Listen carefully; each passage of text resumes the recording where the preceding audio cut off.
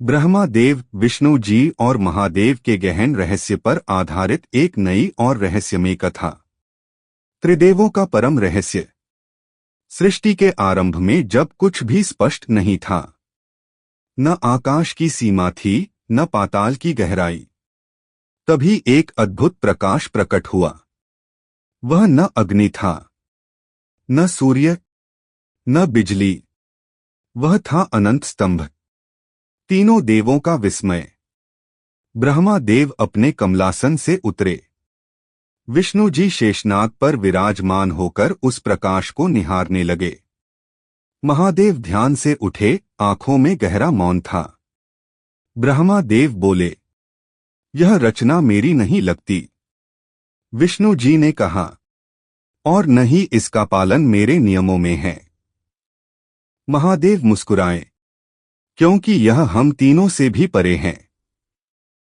रहस्य की परीक्षा। तीनों देवों ने निश्चय किया, जो इस प्रकाश का अंत या आरंभ खोजेगा, वही इसके रहस्य को जानेगा।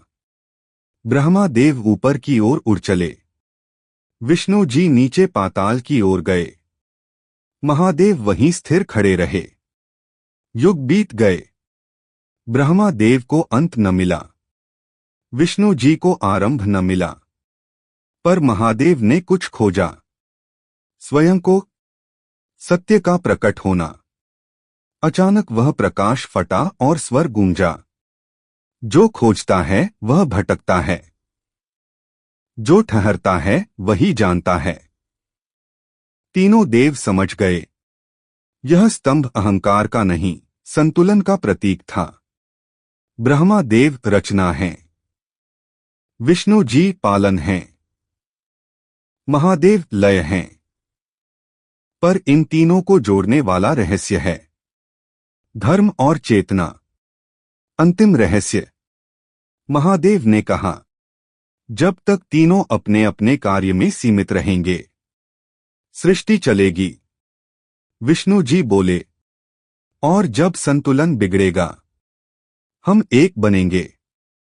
ब्रह्मा देव ने वरदान दिया, यह रहस्य केवल उसी को ज्ञात होगा, जो अहंकार त्याग कर सत्य को अपनाए। कथा की सीख। त्रिदेव अलग नहीं हैं, वे एक ही सत्य के तीन स्वरूप हैं। रचना, पालन और सहार, तीनों मिलकर ही जीवन बनाते हैं।